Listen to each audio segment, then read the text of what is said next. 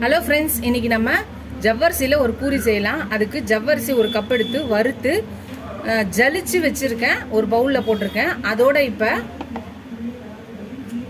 ஒரு பாதி கேரட்டை துருவி வச்சுருக்கேன், போட்டுக்கலாம். ஒரு ½ கப்பு உருளைக்கிழங்கு, ஒரு பெரிய உருளைக்கிழங்கை வேக வச்சு நசுக்கி மசிச்சு வச்சுருக்கேன், அதையும் போட்டுக்கலாம். கொத்தமல்லி கருவேப்பிலை போட்டுக்கலாம்.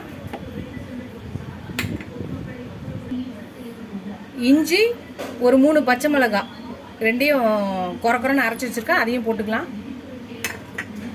சீரகம் ஒரு ½ ஸ்பூனு, பெருங்காயம் ஒரு 1/4 ஸ்பூனு, அதையும் போட்டுக்கலாம். உப்பு இதுக்கு தேவையான அளவு போட்டுக்கலாம். இப்போ இது எல்லாத்தையும் பிசைஞ்சிக்கலாம். தேவைன்னா தண்ணி தெளித்து பிசையலாம். 1 ஸ்பூன் நெய் போட்டுக்கலாம். இதையும் சேர்த்து பிசைஞ்சிக்கலாம். எல்லாத்தையும் மிக்ஸ் பண்ணியாச்சு. இப்போ கொஞ்சமாக தண்ணி தெளித்து சப்பாத்தி மாவு பிசையலாம்.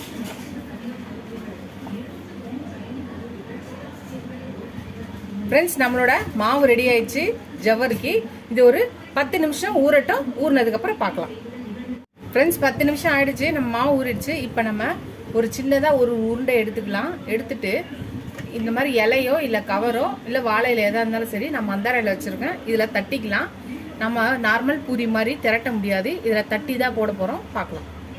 ஃப்ரெண்ட்ஸ், நம்ம உருண்டை எடுத்து இந்த மாதிரி மந்தார இலையில் இந்த மாதிரி நம்ம பூரி சைஸுக்கு இந்த மாதிரி தட்டிக்கலாம். தட்டினதை எடுத்து பொரிக்கலாம். ஃப்ரெண்ட்ஸ், எண்ணெய் காஞ்சிருச்சு. நம்மளோட ஜவ்வரிசி பூரி இதை மாவை போட்டுடலாம். வேகட்டும்.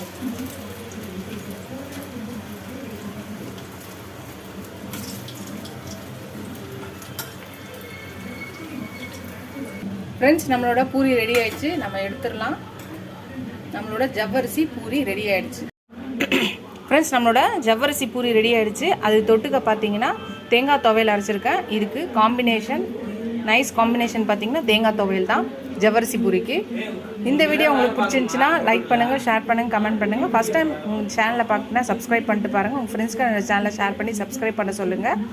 இந்த ரெசிபியை நீங்களும் ட்ரை பண்ணி பாருங்கள். ரெசிபி போடுறேன், ட்ரை பண்ணி பார்த்துட்டு எப்படி இருக்குன்னு சொல்லுங்கள். இதோட அடுத்த வீடியோவில் அடுத்த ரெசிபியில் பார்க்கலாம். Tata, bye bye friends.